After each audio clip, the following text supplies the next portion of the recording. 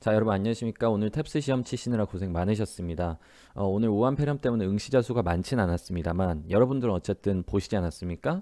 그래서 이번 시험 어떻게 출제되었고 어떤 점들이 특이했는지 살펴보겠습니다. 우선 본론 들어가기 전에 말씀드려야 될 게 이번 시험은 좀 특이했던 시험은 확실히 맞습니다. 어떤 점들이 특이했는지 보여드릴게요. 우선은 본론 들어가기 전에 한 문제를 보고 갈 거예요. 왜 이 지금 독해 1번 문제를 보고 갈 거냐면은 이 문제가 지금 출제된 문제는 아니고 저희 교재에도 있는 문제고, 그리고 저희가 무료 강의를 통해서 공개하는 문제에 지금 풀이까지 공개된 그 문제입니다. 그래서 여러분들 이 문제 보시면 독해 1번 문제, 뭐 컵 준다고 하는, 무료로 컵 준다라고 하는 그 1번 문제가 연상이 되실 겁니다. 여기 중간 부분에 1 상품이 나오는 것도 똑같고요. 여기서는 이제 이번 시험에서는 컵으로 나왔죠. 그리고 그 뒤에 장점이 나열되는 것도 똑같습니다. 하나의 장점. 1장점 똑같고요. 정답에 들어가는 내용도 똑같고요. 상품에 대한 내용이 들어갔죠.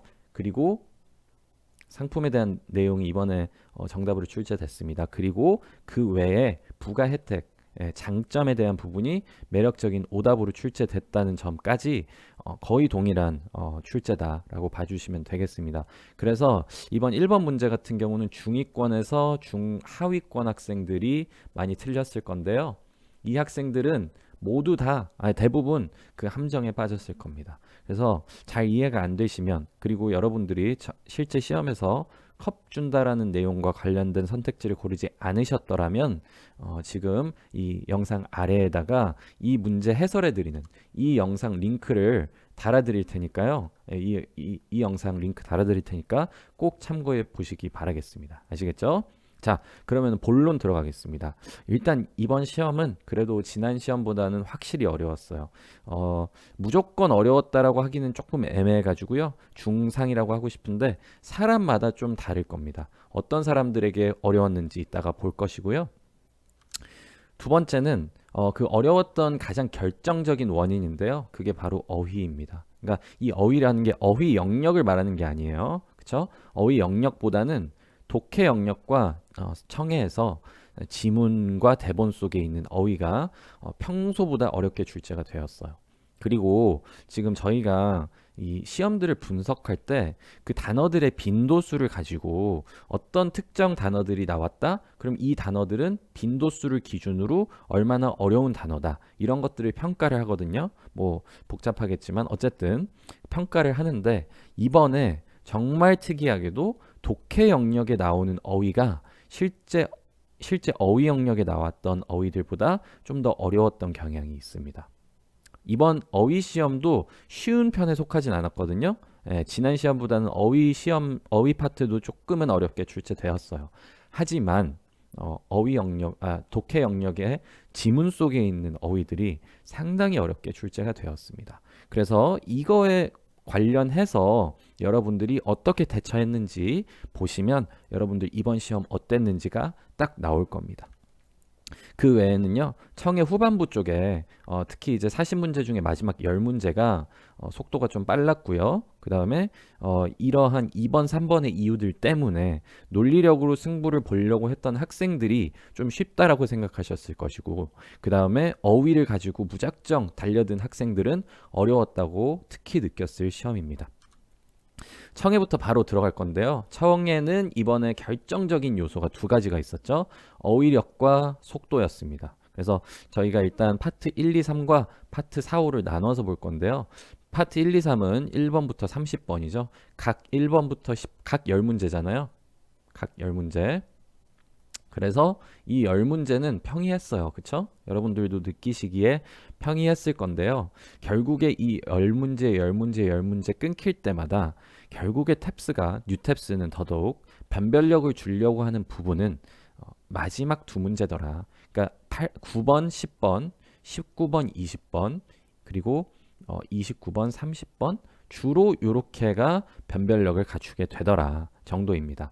특히 이 파트 1이랑 2 같은 경우는요. 이 네 문제가 상당히 어렵게 변별력을 갖추고자 출제하는 문제들인데요. 여기에서 이번에는 하나도 빠짐없이 모두 어휘력을 가지고 변별력을 갖추려 했습니다. 그래서 뭐 대표적으로 stifle이라는 단어가 쓱 지나갔어요. stifle. 그러면은 이 단어를 애초에 모르면 정답을 맞출 수가 없었습니다.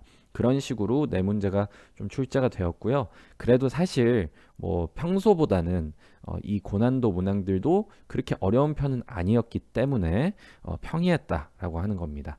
고난도 문항들이 이번에는 어휘력을 활용해서 변별력을 갖췄다라는 걸 보여드리고 싶은 것이었습니다. 아시겠죠? 그리고요, 두 번째 포인트는 저희가 yes, no question 이라고 해서 파트 1이랑 2에 적용이 되는 패턴을 하나 배우죠. 패턴 여러 개 중에 yes, no question은 그 중에 일부는 저희가 무료 강의로 최근에 공개를 했습니다. 그래서 그것과 관련해서 모든 수험생들이 참고해서 봐주실 수 있는데요. 여기서 핵심은 뭐냐면 정답의 유형이 뭐 몇 가지다? 네 가지라고 했죠? yes, 어쩌고 밥 먹었어? 밥 먹었어. 아니, 밥 안 먹었어. 엄마가 같이 먹자고 하셔서 같이 먹었어. 엄마가 아직 이따가 퇴근한다고 하셔서 아직 안 먹었어. 뭐 이런 식으로 앞에 응, 아니가 붙는 경우와 붙지 않는 경우가 있다. 그래서 총 네 가지다. 근데 이 앞에 두 가지 유형, 즉 앞에 yes나 no가 붙는 경우는 상당히 쉬운 편에 속하고 조금 더 어렵게 출제를 하려면 뒤에서 yes, no를 빼버리고 그냥 알맹이만 남긴다. 근데 알맹이만 들으면 우리가 무의식 중에 yes, no를 기대하고 있기 때문에 약간은 우리 머릿속에서 약간은 일시정지가 와가지고 판단력이 흐려지는데 그걸 대응하기 위해서는 무조건 미리 yes나 no를 대비하고 yes, no 없으면 거기에 넣고 들어야 된다. 뭐 이런 류의 얘기 있었죠. 그게 딱 3번, 6번에 해당됩니다. 3번은 쉽게 출제돼서 앞에 yes가 있었고요. 6번은 좀 더 어렵게 출제를 하기 위해서 yes가 빠진 형식이었고요. 6번 문제도 제가 시험 친 그 고사실 같은 경우는 상당히 딱 6번에 선택지 A가 나왔을 때 사람들이 되게 조용해졌습니다. 정답이 A였는데 이거를 정답인지 아닌지 긴가민가 해가지고 사람들이 조용해지거든요. 가끔 그 A에서 조용해졌고요. 이 문제가 딱 봤을 때 정답률이 그렇게 높진 않을 겁니다. 그래서 yes, no question도 중요했다. 물론 당연히 다른 문제들 다 풀 수 있었죠. 패턴들로. 하지만 yes, no는 공개됐으니까 말씀드린 거고요. 그 다음에 두 번째 파트 4랑 5. 사람들이 이 마지막 10문제가 어려웠다라고 합니다. 그리고 실제로 어려웠어요. 그런데 사실 뉴탭스의 트렌드 자체가 파트 4랑 5는 그래도 조금은 어렵게 내려고 하고 있거든요. 그래서 평소 대비 그렇게 어렵지는 않았습니다. 하지만 왜 고난도라고 했냐? 속도가 매우 빠르게 출제됐다라는 거예요. 예. 그러니까 평소보다 1.3배로 출제됐다는 건 아니고요. 한 1.12배 정도, 1.1에서 1.2배 정도 빠르게 출제가 되었는데 워낙에 특히 파트 5 같은 경우는 어려운 내용을 좀 길게, 특히 복잡한 내용을 길게 설명하기 때문에 한번 흐름 끊기면 따라가기 힘듭니다. 그래서 속도가 되게 체감 난이도에 영향을 많이 끼치거든요. 그래서 저희가 항상 뭐라 그럽니까? 1.3배속으로 대비를 하자. 특히 시험 당일 오전에는 시험 치러 가기 전에는 귀에 뭔가를 꽂아두고 그 1.3배속으로 들어야 됩니다. 아시겠죠? 매번 강조드립니다. 그리고 이게 이번 시험의 특이사항이긴 했으나 사실 종종 후기 이제 영상들을 보시면요. 종종 이게 빠르게 출제됐다라고 제가 평을 해드립니다. 이게 생각보다 잦게 일어나는 일이에요. 그래서 우리가 훈련을 할 때는 무조건 1.3배속으로 대비를 해야 됩니다. 그리고 한 가지 더 팁을 드리자면은 분명히 다음 시험은 그렇게 빠르게 출제가 되진 않을 겁니다. 약간 탭스가 밀당을 하더라고요. 한번 빨리 내면은 그 다음 시험은 조금 쉬엄쉬엄 하다가 또 어느 순간 갑자기 빠르게 내는 경우가 있고 이렇게 됩니다. 이번 시험이 그 경우였죠. 네. 그리고 본문이 뭐 복잡하게 출제되는 거는 사실 뭐 논리 훈련 이거는 우리가 파트 4, 5 수업할 때 말씀드리는 부분이잖아요. 항상 그렇습니다. 아시겠죠? 특이사항은 아니에요.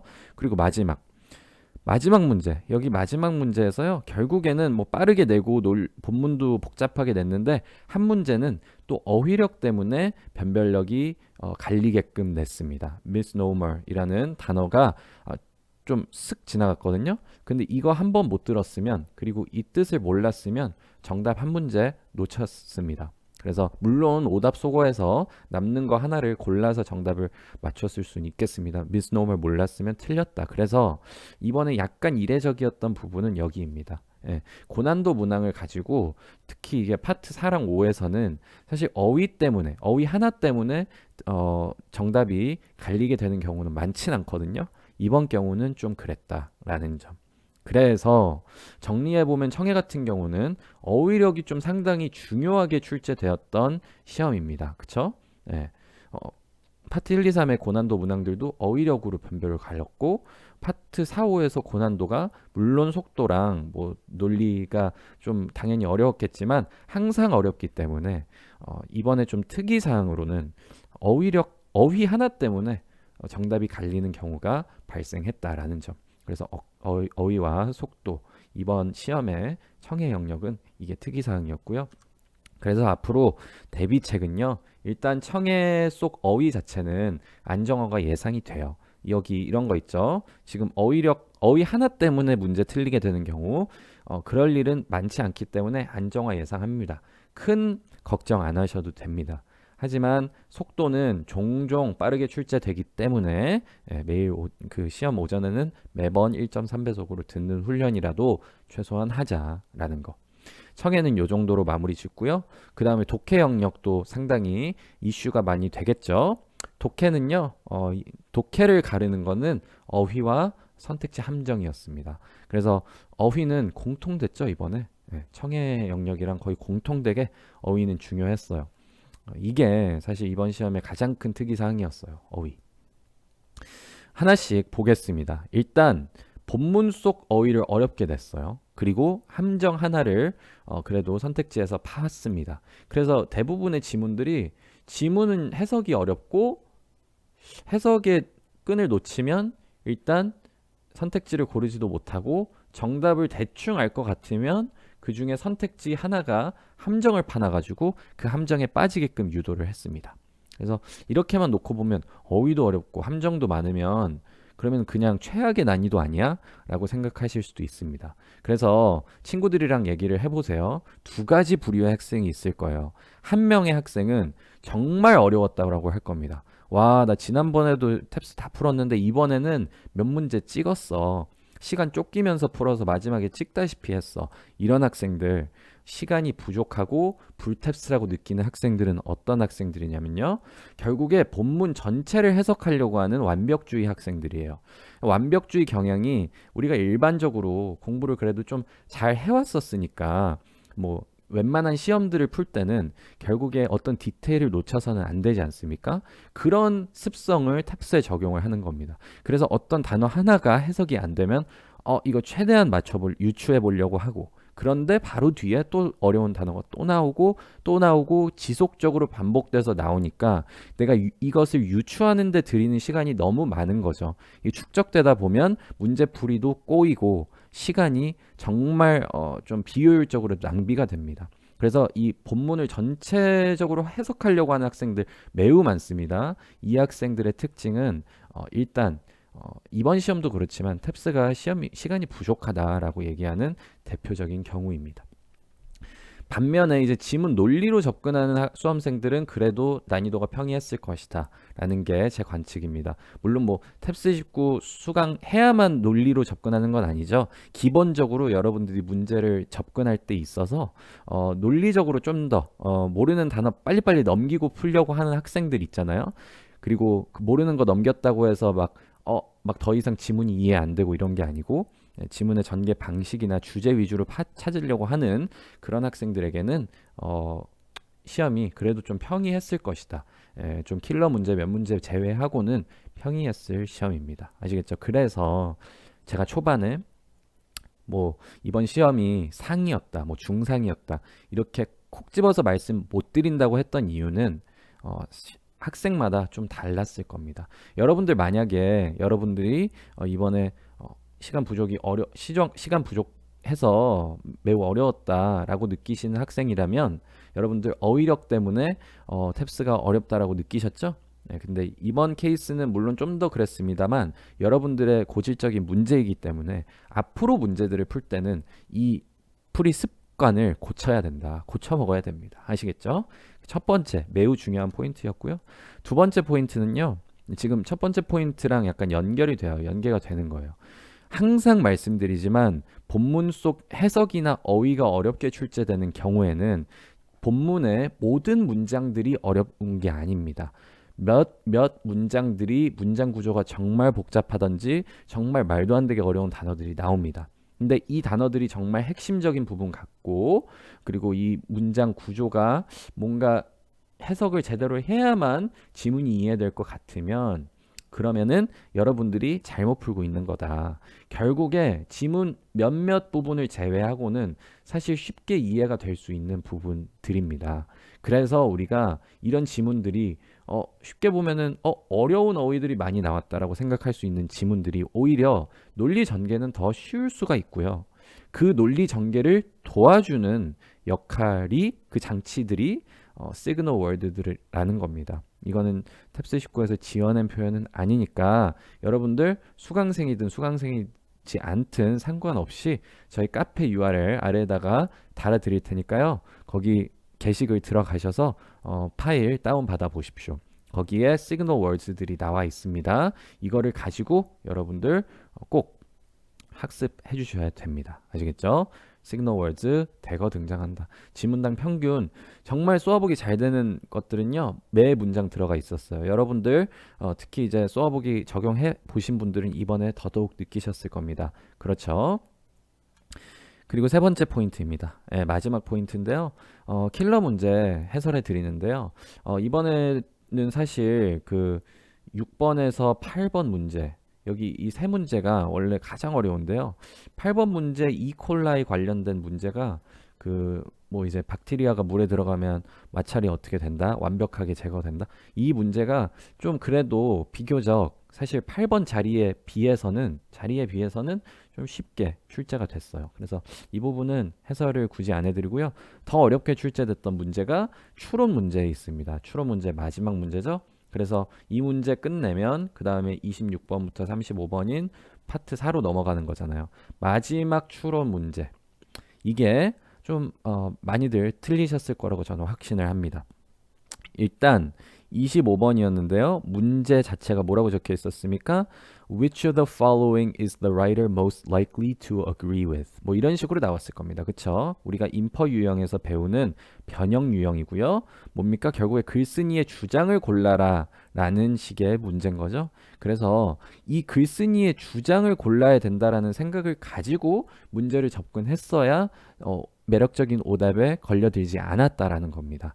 뭐 제가 뭐 구체적으로 해설해 드리지 않겠습니다만 여기서 했던 얘기가 뭡니까? 앞부분에서는 뭐 위법 행위가 아니라고 해서 정당화 되는 것은 아닙니다. 그쵸? 이런 식으로 얘기를 꺼내죠. 그러면서 뒷부분에 뭐라고 합니까?